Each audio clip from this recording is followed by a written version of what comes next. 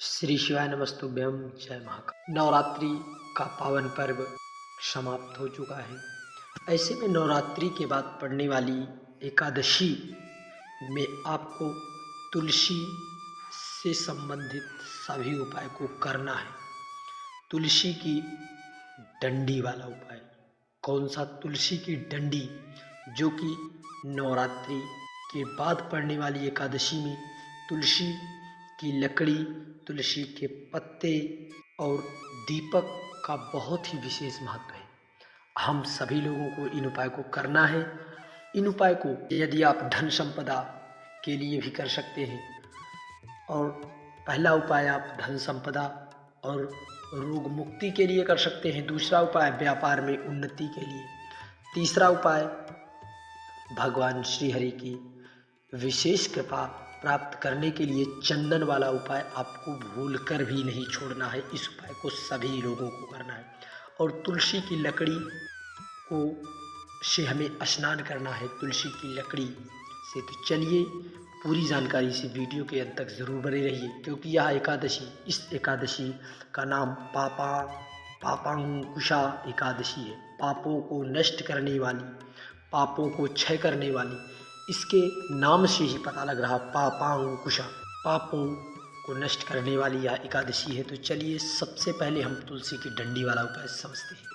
आपको स्नान करना है। यदि आप जब स्नान करें तब आप तुलसी की लकड़ी, छोटी सी आप लकड़ी प्राप्त कर लें, या आपके घर के आसपास होगी सूखी लकड़ी, आप तुलसी की ज़रूर रखे होंगे। और फिर आपको उसी में डालकर स्नान कर लेना है। डालकर 21 बार आपको घुमाकर स्नान करना। आप कहोगे नहा लिए, हम स्नान कर लिए, हम कैसे करें? तो भी जब आप पूजा पर बैठे, पूजा करने के लिए जाए भगवान श्री हरि की, तब भी आपको उस लकड़ी से स्पर्श करके ही, जल से ही पवित्र हो जाने पर भी स्नान के समान पुण्य आपको मिलेगा। आपके पास ना हो तो इस तरह से, पूज्य गुरु जी ने बताया आपको, इस तरह से चंदन को घिस लेना है। चंदन यदि है हरी चंदन, तो उसे घिस कर उसको डालकर भी स्नान करने से भगवान श्री हरि की कृपा हम पर जरूर बनती है, और उनकी कृपा हम पर सदा सदा बनी रहती है। यदि जिस घर में यह सिलबट्टा होता है, जो चंदन नगड़ जिस पर घिसा जाता है, उसके घर में धन संपदा की कभी कमी नहीं रहती। और तुलसी की लकड़ी को डालकर हमें स्नान जरूर करना चाहिए। और फिर इस दिन हमें जो है तुलसी की लकड़ी वाला दीपक हम सभी को जलाना है। तुलसी की लकड़ी, इस तरह से तुलसी की हमें छोटी छोटी जो है 11 लकड़ी लेना है। कितनी? 11। फिर उसके बाद हमें थोड़ा सा गौ माता का घी लेना। इस तरह से हमें गौ माता का घी लेना है। किसका? गौ माता के, क्योंकि गौ माता के घी की ही सर्वश्रेष्ठ आप पूज्य गुरु जी बताते हैं। उसमें आपको, जो आप 11 लकड़ी लिए हैं, कितनी लकड़ी लिए हैं? मान लीजिए आप 11 लकड़ी ली हुई है, 11 लकड़ी।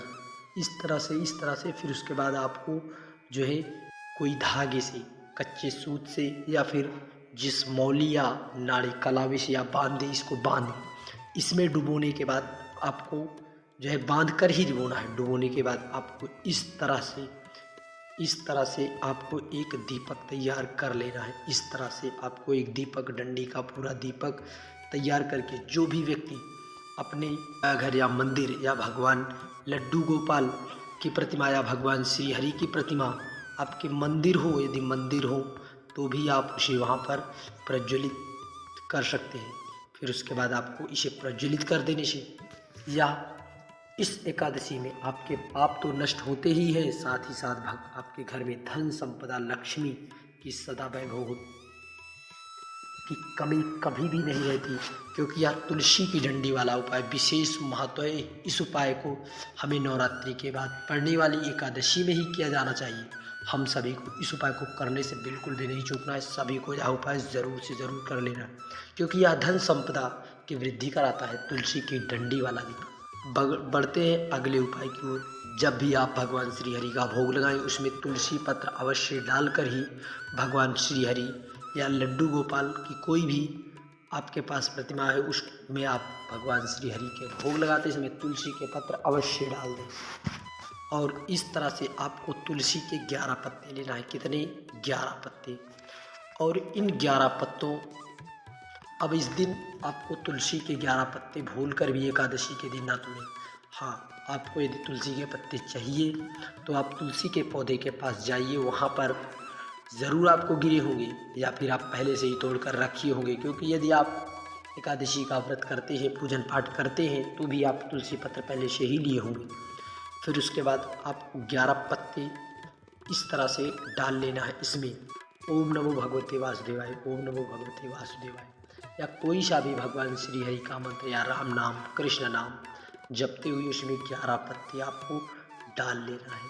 11 पत्ते डालकर आपको भगवान श्री हरि के मंदिर जाना है, या फिर आपके घर में लड्डू गोपाल की भी अगर मूर्तियाँ हों तो भी आप उसमें उस 11 तुलसी के पत्ते डाले हुए जल को इन्हीं के ऊपर समर्पित करके अपने जीवन में चल रही समस्याएं, धन की, व्यापार की, आज की सबसे बड़ी समस्या, व्यक्ति रोजगार के लिए जगह जगह जा रहा है, फिर भी बहुत से प्रयत्न उपाय कर रहा है, फिर भी उसे रोजगार नहीं मिल रहे, तो फिर इस तुलसी के 11 पत्ते वाला उपाय जरूर से ज़रूर करिए। निश्चित है आपको लाभ ज़रूर मिलेगा, परंतु आपका विश्वास भी दृढ़ होना चाहिए।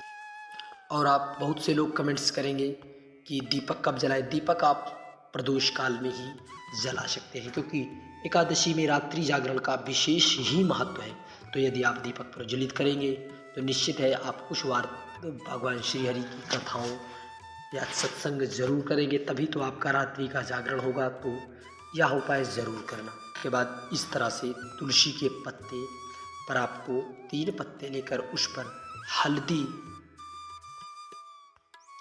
हल्दी के आपको टीके लगा देना। हल्दी के पूरे, चाहो एक चाहो 3 टीके, कोई से भी आपको इस तरह से टिक्की आपको लगा देना, हल्दी लगा देनी है।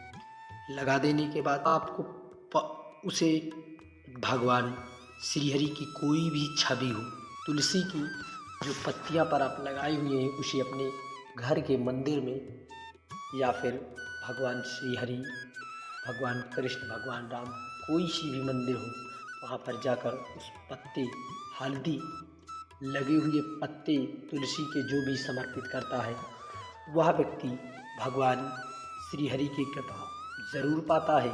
और जो उसके जीवन में समस्याएं चल रही हैं, वह समस्याएं, हल्दी शुभ कार्य का प्रतीक है, अर्थात आपके कार्य भी अटक रहे हैं, आप खुद से प्रयत्न कर रहे हैं फिर भी नहीं हो रहे, तो आपको इस तुलसी पर हल्दी की टिक्की या बिंदी लगा देने से आपके कार्य चलायमान हो जाते हैं, चलते हैं। क्योंकि तुलसी की पूजा का भी विशेष महत्व है एकादशी में, परंतु एकादशी के दिन हमें तुलसी के पत्ते और पौधे को नहीं छूना चाहिए, क्योंकि ऐसी मान्यता है और शास्त्रों में वर्णित है कि तुलसी माता भी भगवान श्री हरि के लिए एकादशी का व्रत जरूर करती है। इसलिए हमें तुलसी के पत्ते को, पौधे को एकादशी के दिन नहीं स्पर्श करना चाहिए, और हमें इन उपायों को करने से बिल्कुल भी नहीं छूटना चाहिए, क्योंकि एकादशी में भगवान श्री हरि का पूजन का विशेष महत्व है। और दीपक वाला उपाय तो आप सभी लोग इस उपाय को ज़रूर करिए। तुलसी की डंडी वाला उपाय, दीपक और तुलसी की लकड़ी वाला आप उपाय उम्मीद करते हैं आप सभी लोग अच्छे समझ होंगे। और यदि वीडियो की जानकारी उपयोगी लगी हो, चैनल को सब्सक्राइब करके कमेंट में जय श्री हरि, जय महाकाल, देवादिदेव महादेव, हर हर महादेव ज़रूर लिखिए, क्योंकि एकादशी के पवित्र पावन व्रत से हमारा जीवन सफल हो जाता है, ऐसा शास्त्रों व पुराणों में वर्णित है।